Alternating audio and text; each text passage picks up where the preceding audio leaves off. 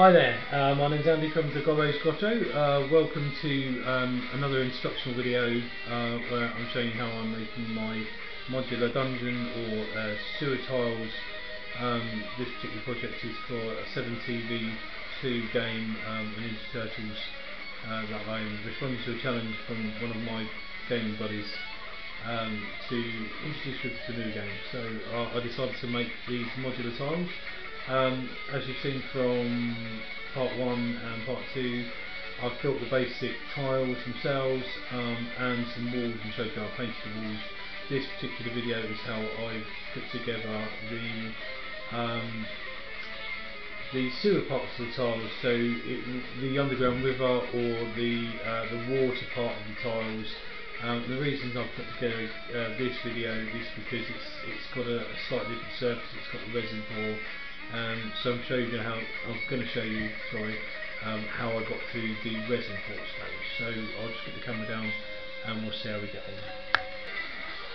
So this is one of the tiles that in my previous videos you probably saw. It's one of the ones with a bend in it.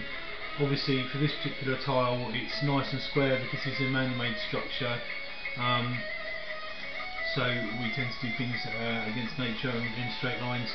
You can see I've already started to prepare this tile, and what I've done is I've put a little line of sand around the edge here, because obviously even though it's a man-made structure and goes around in a right angle, water by its very nature sort of flows, and even though it's toilet water or sewer water, it's still going to flow in that kind of way. So debris will build up where the water is moving slowest, so it's on the outside edge there.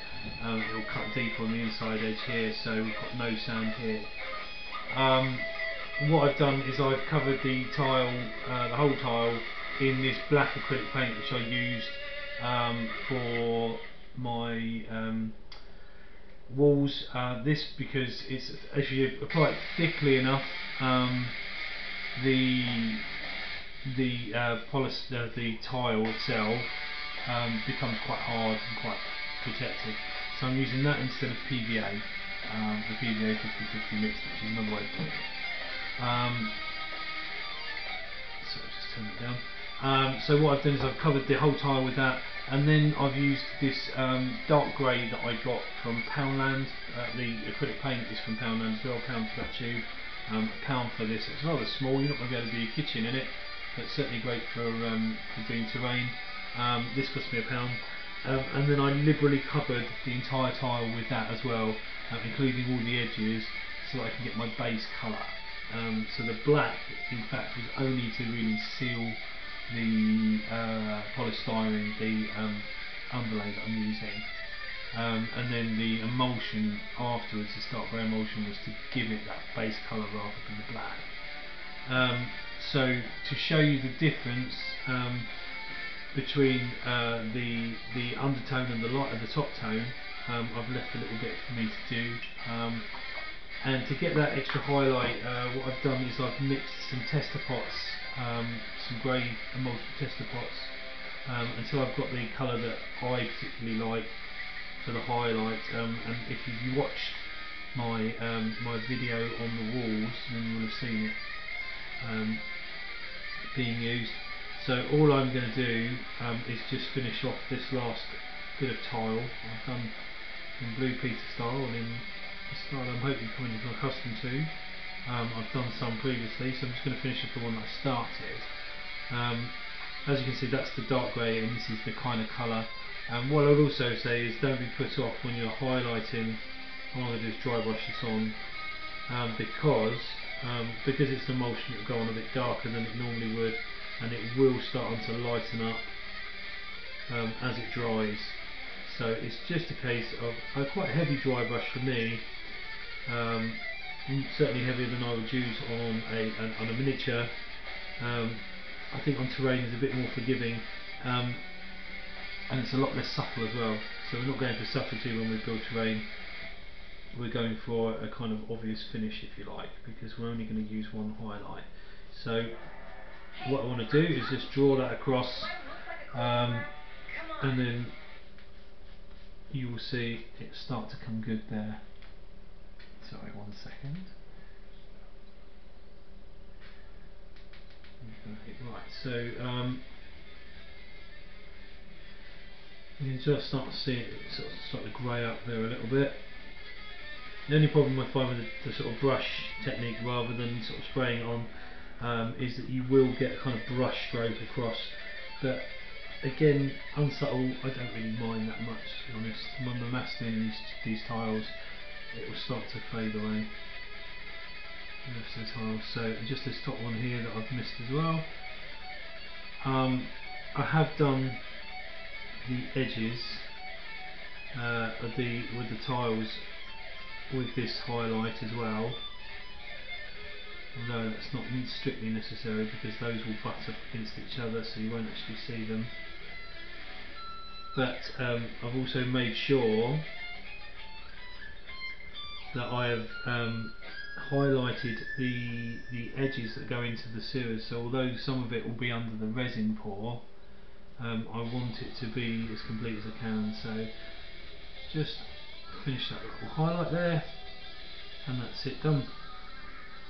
And as you can see from the drier side, it will start to lighten up, and I'm just giving that a little bit of a once over just to match it in, to blend it in a bit, because I kind of rushed it earlier this afternoon.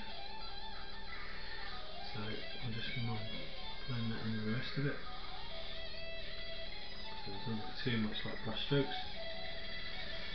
Again, like I say, it can be to taste. If you wanted to do a sort of second highlight, you could just use another pot of paint.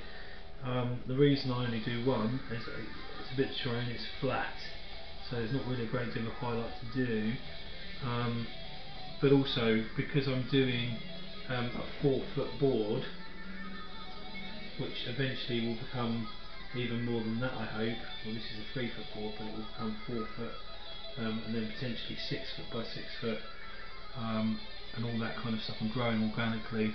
I need quite a lot of paint, so I've mass produced the paint. So although you can see a difference there, it lightens up.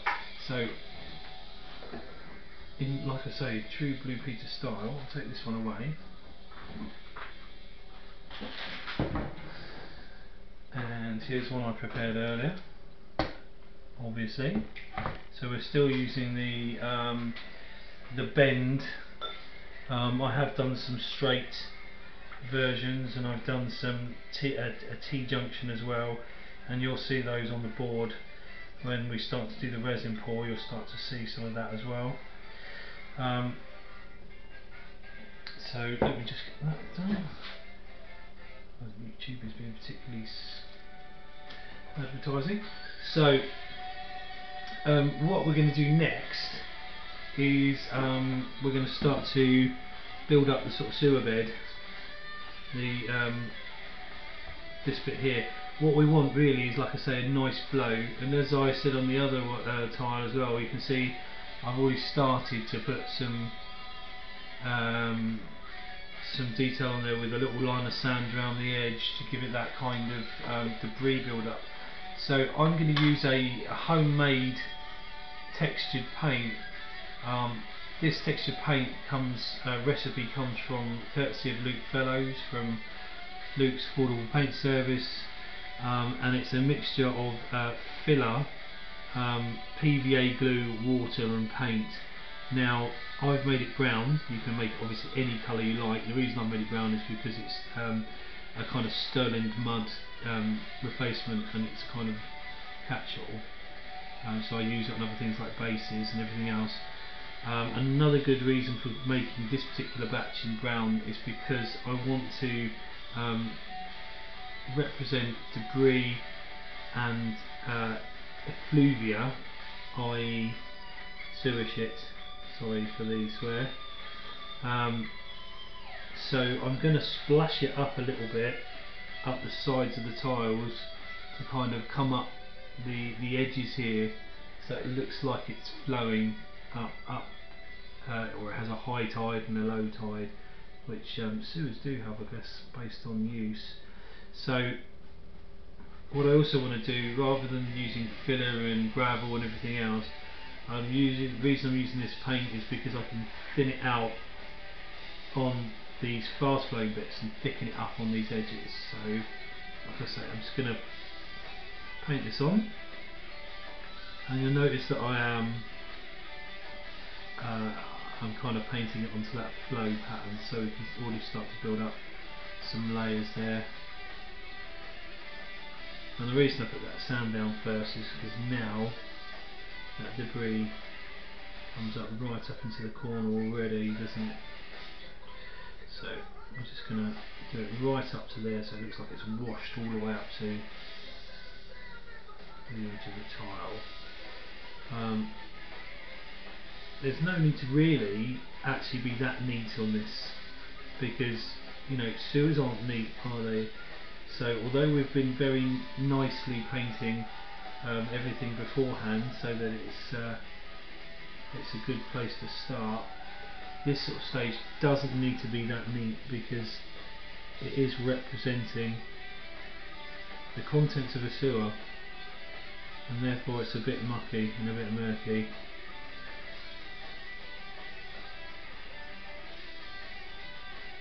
So just draw it round so it looks like it's flowing.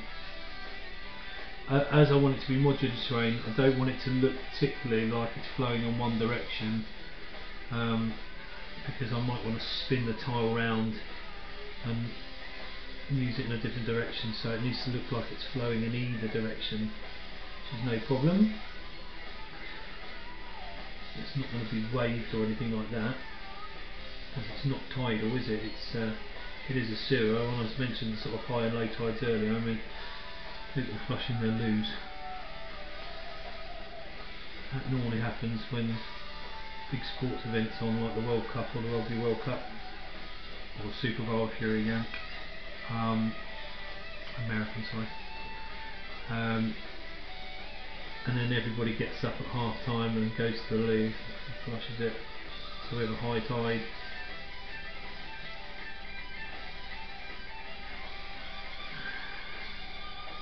So here you go. And that's just going to give our sewer bed a basis to it. That's not going to be the colour of the sewer, because I want it to be a kind of multi-functioning thing, and I want it to be a bit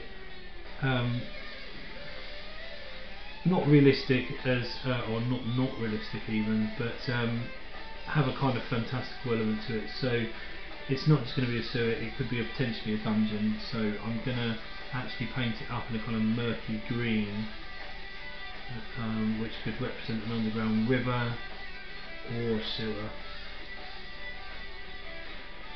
So just going to add a little bit more to give it a little more texture. And as you can see, that's the base of that done. So on the next bit we'll start to build up the base colours on the sewer bed. So what I've done here is I've just laid out the all of the tiles together, so you can just see that they make a nice continuous shape. The reason I'm going to do the painting of the green algae now, and the reason I've put them all out together, not only does it look good, but also I'm going to try and get a consistency, so that all of the tiles kind of meet in the middle, and it looks relatively consistent when the resin goes on. So I'm just going to put the camera down onto the stand, and hopefully you can see what we're doing here. What I'm going to do is I'm going to use the acrylic paints I've been using throughout, and mix this time with a load of water, because I'm not particularly worried about sealing the whole thing now. That's no longer an issue. What I now need to do is just get some coverage. So the whole board is already sealed, so I just need to get some coverage. So I've added water to it. Now I'm going to start with a really dark green, and again I'm not particularly worried about leaving bits of the brown underneath, because that's going to represent some effluvia, or the excrement for those of you. Just going to add a bit more water to the paint. So I'm not particularly worried about leaving little bits of brown in there and everything else. This is going to be a kind of a chaotic colouring, but we start with a darker colour in the middle because I want to add some depth, or an illusion of depth, to the channel, so it looks like that the silt has piled up on the sort of edges a little bit more towards the sort of the banks, and there's still a channel of depth in the middle. So that's why it's going to get this kind of dark green in the middle. And the green is really kind of a slime, algae type coloration. That's all that is really. It's just representing that. So it is. There's no art to it, no great. Certainly not the way I do it. There's no art to what I do. I just kind of make it up as I go along, really. So I look at some source material as well, just to get a kind of idea that I'm doing things sort of right. But the green, particularly, when I did my test piece, I asked my fellow nerve herders what they thought, and the dark green was an idea from Chris, and he showed me a lovely example on YouTube, on the site, and he sold it to me, and it did really look good afterwards. So I'm going to crack on with this green. That's just to show you, this little bit was just to show you here. I'm going to crack on with the rest of the green, and I'll come back to you when we start adding the other colours. I'm going to try and do it all in a bit of a hurry up while the paint is still wet, to try and get some of that wet blending, but we'll get to that in a moment. So that's all done. That big green sort of sway across the middle there. Trying to get it as wide as possible, doesn't really matter. So what I'm going to do is I'm just going to take some more of this green acrylic paint, and I'm just going to stick it in the original dark colour pot, because I don't mind if it bleeds some of the colour into it. I'm just pouring it straight into my palette, and again adding some water just to soften it up, and then that is just going to get chopped up. And what we're going to do, or what I'm going to do, is I'm just going to bring it to the sides a bit more. Actually, that's a bit too green, so we're going to get some. Add that to that, just to darken that up a little bit, because that's a bit too green. We want to try and get a better blend. This is all experimentation, to be honest. I kind of make this up a little bit. I did have a limited palette in my head, but that's okay. So we're just going to add that to there. There we go. That's a bit better. And I add a bit of water there as well, actually on the palette, actually on the model, because it just thins it out a little bit. And this paint is got a bit of a strange component to it. It's very thick. Well, it's not strange. That's what we were looking for with the.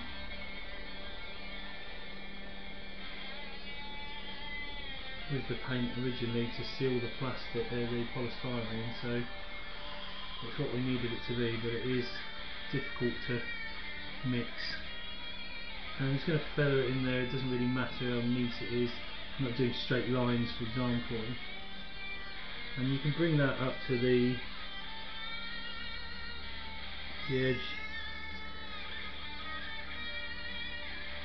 Don't forget the brown is fine as well, because that is representing the dirt and the muck, so that's fine. So we're just going to bring that all the way up there, and just kind of see it starts to blend in with the darker colour, thanks to the black that I added to it, because the plastic paint or the acrylic paint comes in very primary colours, so they're very bright green. And, so that's fine. And then when we get to these end pieces here, we've got to look at how we're going to bring them across, whether they're I'm guesstimating about an inch from the side. I don't want to be too precise, it won't matter, but it kind of neatens the edges up a little bit so it doesn't look too odd that there's a straight line in the gap. That's the thing we're trying to avoid, is the gap showing so much when the pieces fit together. So I'm just going to carry on cracking along with these things. Again, there are 5 of them, so I've got a little bit of work to do, so rather than just bore you on the video with that, I'm going to crack on and get back to it in a minute.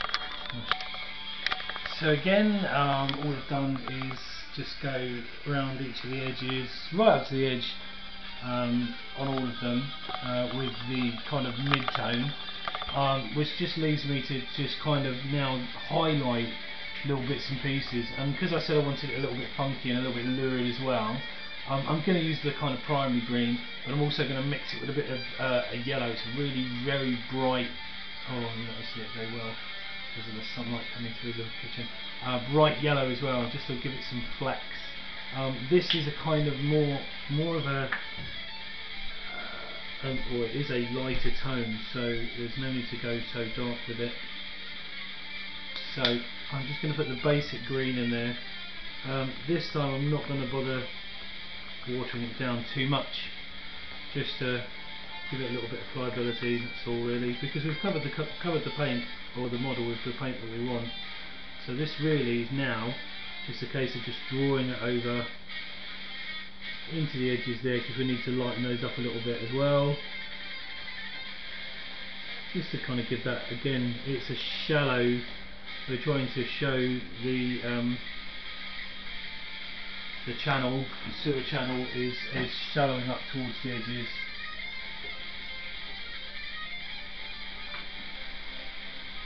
So I'll add a little bit of water because the paint is so thick. Notice I'm always going to use a big brush. I'm not worried about tiny little detail at this point.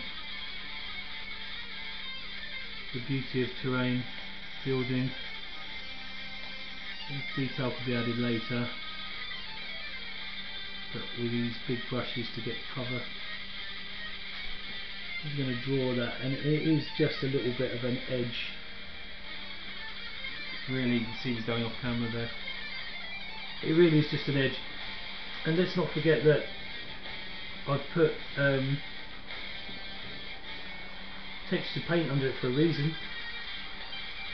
Not only to make it look like a bed, a floor bed, but also you can highlight it a bit more as well, so it look like it's slightly, again, give it that illusion of depth. And I'm just going to use the green on here, and then I'll do the yellow off camera, and I'll just show you the last results. Right, so that just really leaves the kind of top highlights. I've done all the rest of the sections. I'm just going to show you. Ooh, get a weird whistle stop, might get a bit seasick. Done the rest of the sections into the corners and everything else. So all I'm going to do now is just the final highlights, and these are just very, very touches as well, just to add that kind of lurid feel to it. I've taken the green, I've added this, like I say, this bright yellow, and came up with a kind of very yellowy green here. I've left it as thick as I can make it, really. I don't want to make it any thinner with water, because it's almost like a dry brush now. I haven't actually dry brushed it because I don't mind leaving big patches now and again, kind of to represent, you know, sort of floating algae and stuff that lives off poo, really. So I'm just going to drag that across there, and you can just see it's adding to the texture paint underneath was well worth it, because it's just dragging some extra detail out of the model that wouldn't have been there and given a very flat surface. So you can just see it kind of building a little highlight there.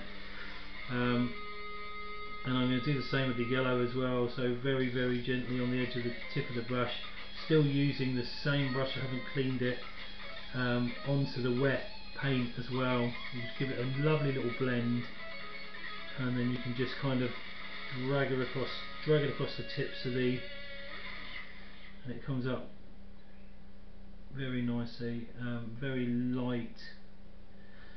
And if you don't like it, then you can just go back to some of the darker colour, or even so more some of the darker colour, and just kind of drag it over that as well and just lighten it down a bit. Personally, I quite like that bright lurid look to it. So that's what I keep on adding this to it. And you can start to see it building up a nice little, I don't know, texture. So I'm just going to keep doing that. Try and make it look a little less like a brush stroke and more like a plant. Again, so of course the last little bit before we do the resin pour is just to finish off the board. The board needs to be really, before the resin, it needs to be almost complete, you know, so without all the modular pieces. So I'm just going to add some homemade moss that I got a recipe from a chap in the States who's got his blog, Vertiel Sarcophagi, and it is just flock, some green paint and some PVA glue, although he uses Mod Podge, which I'm sure is better. I use PVA glue, and it is a bit tricky only because it gets mucky, as in you need lots of it, and I just take great big brushes full, get a big brush, and I just aim for all the cracks in the tiles, a bit like when I did the walls, you know, aiming for the cracks. The good thing about this is if you've made a big sort of glaring error that you can't really repair with the paint, you can kind of just hide it with the moss. So if there's a bit of blue foam missing, showing even, you can kind of go over it, or if there's a little bit of the join that you don't particularly like, or it doesn't look particularly realistic, then you can just go over it with the moss, and it just gives it a nice little feel to it. Just make sure that the moss has got somewhere it's growing from and to, and that for me, you can get it growing out of the sewage and up the tiles. I mean, moss grows in almost everywhere, doesn't it? In free flowing water, in still water, so it doesn't really matter what you do with it. And just don't be shy with it, really, just get it on there, so it gives you a cover, and then just, you know, plop it through wherever you feel is best. Follow the cracks generally, because it will grow in the cracks before it starts to go out onto the main tiles itself, so it's got to come out from somewhere, just as add a little bit of realism to your model. Do as much or as little as you like, really. I'm going to do just a little bit more on this side, just to finish the brush off, really, not a great deal there. And then just, that's it really, do it to taste, and then you can't go far wrong. The paint just lends it a little bit of shadow rather than colouring the flock. The added paint just gives it a little bit of shadow underneath the flock when it starts to dry, but don't go too heavy with the paint, because otherwise it starts to look painted rather than a kind of, you want it to sort of be of an inky quality really, so you could I suppose add ink to it, but the PVA and the water should make that come good anyway. So I've finished this. I'm just going to take you on a little bit of a guided tour of the tiles, and then after that we'll do the resin pour. So we'll just, excuse me while I move the camera down. So as you can see, I've already done these other tiles. And you can start to see the highlights in there as well. Ooh, let's just move that back. So the moss is coming all the way across there. If you have a bit more of a global view of it, really, you can start seeing it. And there's the tile I've just done.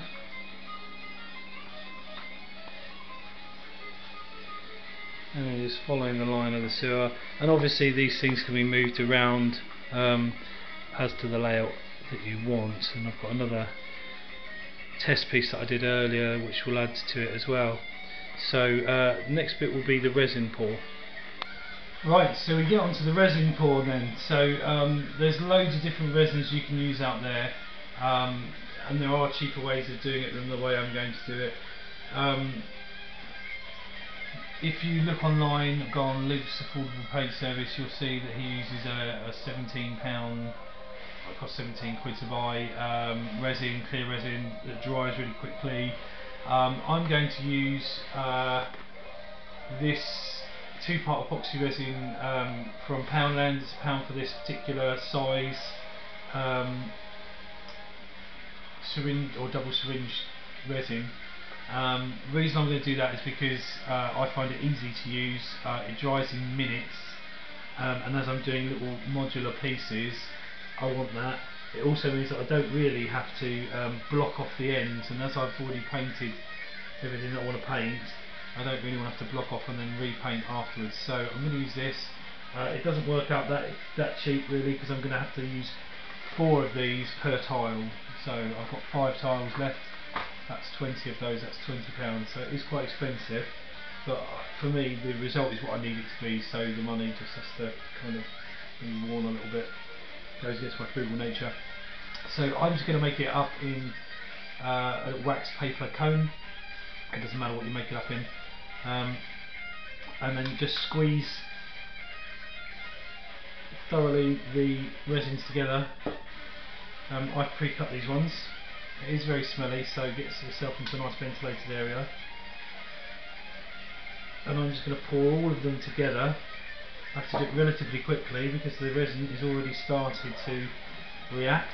It does need to be mixed to work properly, but it's already started to react just due to the kind of ambient mixing.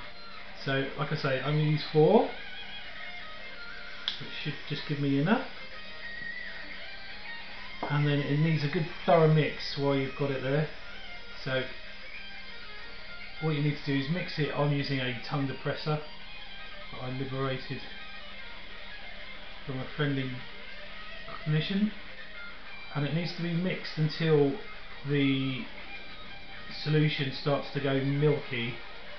So it needs a kind of silvery, milky kind of look to the resin, otherwise it's not going to start getting that chemical reaction. Don't worry, that clears off. So just make sure, the important part is that it gets mixed thoroughly, otherwise you are going to, it'll just stay tacky for ages and ages and ages until the tackiness wears off. So it won't mix properly unless you, it won't harden properly unless you're mixing it up properly. So yeah, make sure you get a good mix, and then quite a quick pour. Make sure you get into all of the areas that you want to cover. You see it's starting to stiffen up already, so it really is a very, once you've got the 2 components together, you really do have to move very quickly, otherwise it starts to harden on you already. Give another mix while it's on there. It should be a very kind of odd smell, which kind of goes well with the sewer, and then just palm it off. The beauty of this one is it is so thick that you can come right up to the edge, and you don't need for it to, it won't just pour off the edge, you don't need to block it off. Sorry about the music change, it's YouTube, so it's gone onto a really sad advert, which I can't get rid of because I'm too busy. Right, so just mix it into the edges.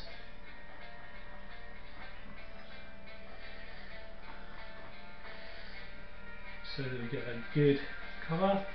Like I say, it's so thick it won't come off the edge. Just make sure that you are spreading it all the way into everywhere you need it to be. There's a nice thick bit in the middle there, so I'm going to spread it over right into the edges, so it's every bit of it, every bit of your channel is covered. Don't worry about that, it will level off, and I'll give it a bit of a smooth over in a moment. So I just want to get that right into the covers before it starts to harden. Right into the edge. Put that down. make sure I get over there. Excuse the top of my head coming into shot, I'm sure. Get into those corners. Make sure absolutely every little last bit of it is covered. It only needs to be a thin layer because it's only that sort of that shine, shimmery water effect that we want. I know it's not water as such. It's sewage water, isn't it? So we want that. We do kind of want it smooth because it isn't a fast, swift current that we're after. We're just after that kind of stagnant flow, oozy flow, rather than a swift river flow. Any little air bubbles, either give them a little dab, or the other trick is just to give it a bit of a breathe on, which just seems a bit strange, but it sometimes works. Make sure we're getting the resin right into the edges. And you see that none of it is coming off the edges at all. It goes right to the edge, and then it finds its level. But it does stay on the edge. And that's the resin pour. So I need to leave this for a few more minutes, and that will, I hope, if I've mixed it well enough, that should start to harden up. Okay, and that's the resin pour. So just to finish, that's the last. That was the resin pour. I haven't finished the board by any stretch of the imagination, so I need to put resin on the last of those boards that I was painting earlier. And there's loads of walls and internal fixtures that I need to do. So I'm just going to give you a quick whistle stop tour of what we've done so far. So that was my test piece there, that I initially did a resin pour on just to see if it will work, and that's the new piece. So it's a little darker, but again I'm not particularly worried at all really, because it's still quite shifty and green. We'll go on to the unpoured parts here, and then it goes all the way down there, so you can just see, I think, try and get a bit more of a cinematic view. That's the sewer part of the board so far. As you can see, it is fully modular. I can pull out a piece and change the shape of it. I won't do it just yet because I've got lots of walls on the board at the moment, just to show you. But you can see I can change those bends around, that T-piece around, and then there's some straights, so the layout can change as and when. And that's with some of the walls on there. Obviously I need a lot more walls. These are all fully detachable, but I'm going to need a lot more. They are being built as we speak, but I thought I'd finish the video first before showing you the final one. So I hope you found that useful. I hope you've enjoyed it. I will hopefully produce more videos as of when I produce more pieces for the board. So there will be some modular pieces, maybe sort of altars and jail cells, traps, all that kind of stuff, just to give the board some flavour and some interest for the player characters that are going to be fighting over it. So I hope you've enjoyed that. I look forward to putting some more videos out for this particular project, but it's pretty much nearly good to go as it is. My name's Andy. I'm from the Gobbo's Grosso blog. I hope you've enjoyed this video.